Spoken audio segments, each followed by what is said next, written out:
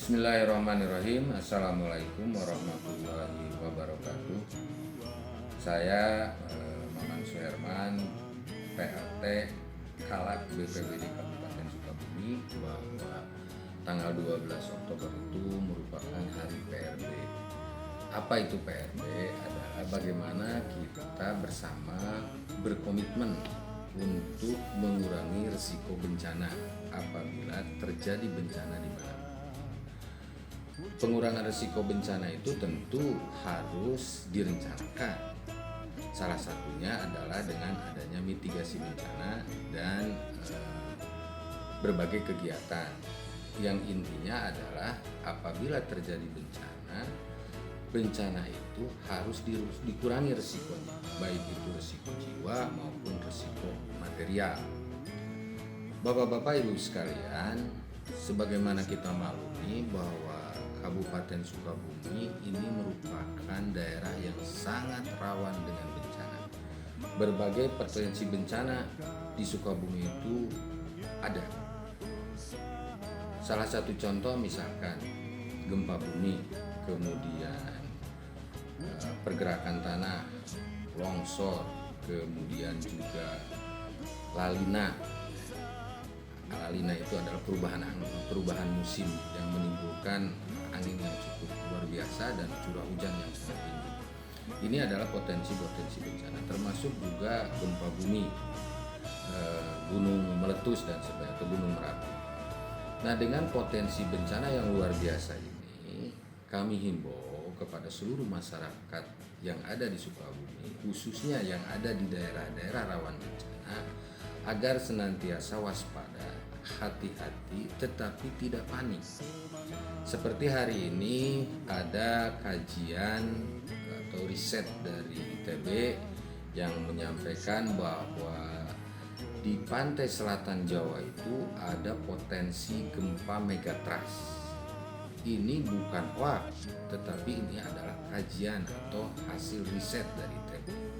Bagaimana kita menanggapi hal tersebut? Pertama, seluruh warga masyarakat Sukabumi yang ada di sekitar pantai yang panjangnya kurang lebih 117 kilo yang terletak di 9 kecamatan, dari mulai kecamatan Tegal Bulet, Cibitung, Surade, Ciracap, Cimas, Simpenan, Pelabuhan Ratu, Cisolok, Cikakak, dan sebagainya. 9 kecamatan tersebut harap hati-hati karena potensi itu bisa saja terjadi. Hanya persoalannya kapan terjadinya gempa tersebut memang sampai hari ini sulit diprediksi.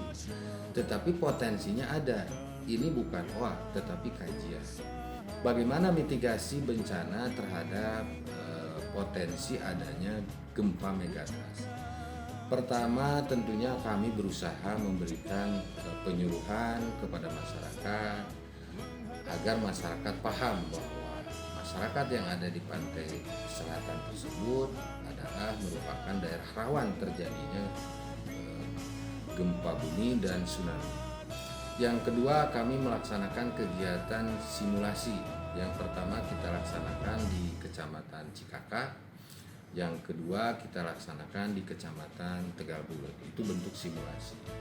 Yang ketiga, kita membuat jalur-jalur evakuasi agar masyarakat paham bahwa jalur yang kami pang itu bukan tontonan, tetapi harus dipahami bahwa jalur itu sebagai tempat di mana terjadi tsunami atau bencana-bencana yang lainnya.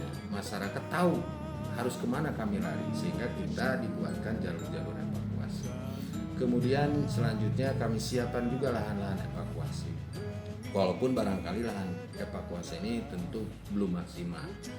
Lahan evakuasi yang pertama adalah kita memanfaatkan alam sekitarnya. Yang dimaksud memanfaatkan alam sekitarnya itu adalah bahwa alam-alam itu kan ada daerah tinggi, ada daerah rendah.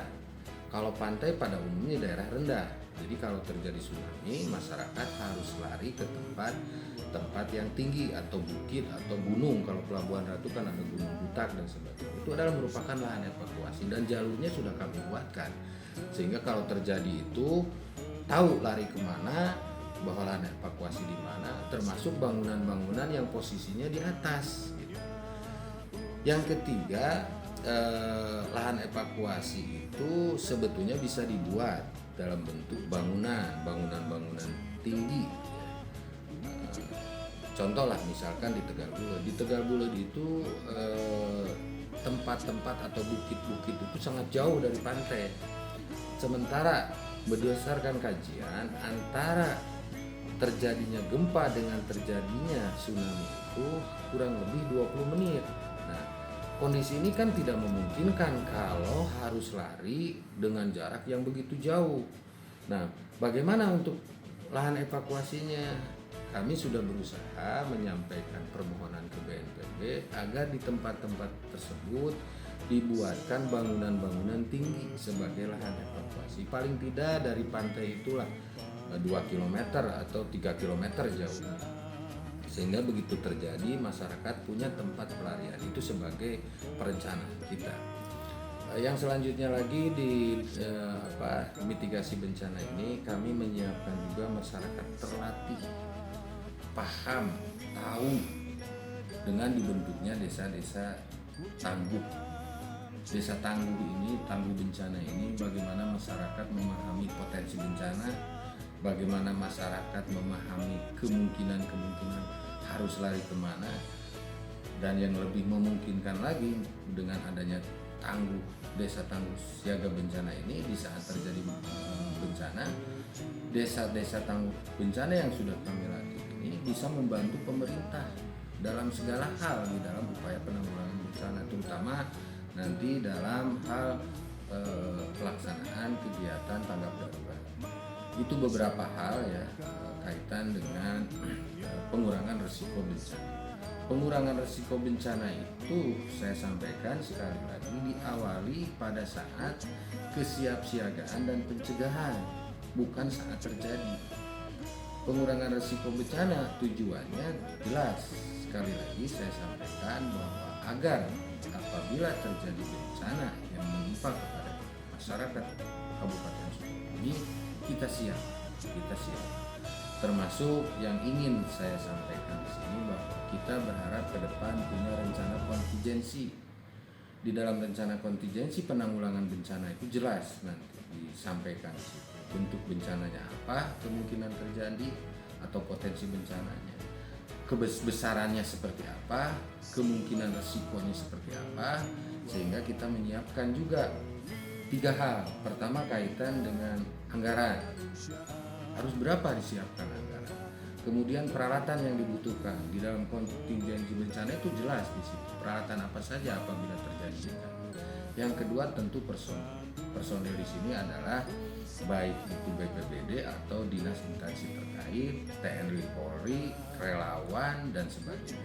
Sehingga di saat terjadi penanganan bencana kita tahu siapa berbuat apa.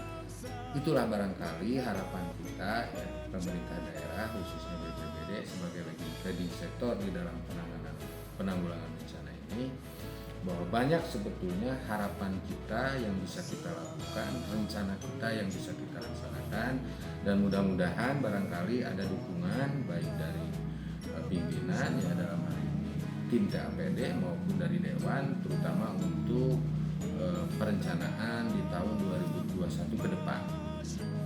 Karena kalau ini kan yang sudah, tapi yang 2021 ke depan ini berharap bahwa persoalan bencana ini bukan hanya persoalan BPBD, bukan hanya persoalan pemerintah, tetapi merupakan persoalan bersama yang tergabung dalam pentaheli, yaitu pemerintah daerah, pemerintah, kemudian dunia usaha, masyarakat, jurnalis, dan akademisi. 5 komponen ini mari kita sama-sama untuk bergabung, berpikir, berbuat, bertindak agar kita bisa mengurangi risiko bencana. Billahi taufiq wal hidayah. Wassalamualaikum warahmatullahi wabarakatuh.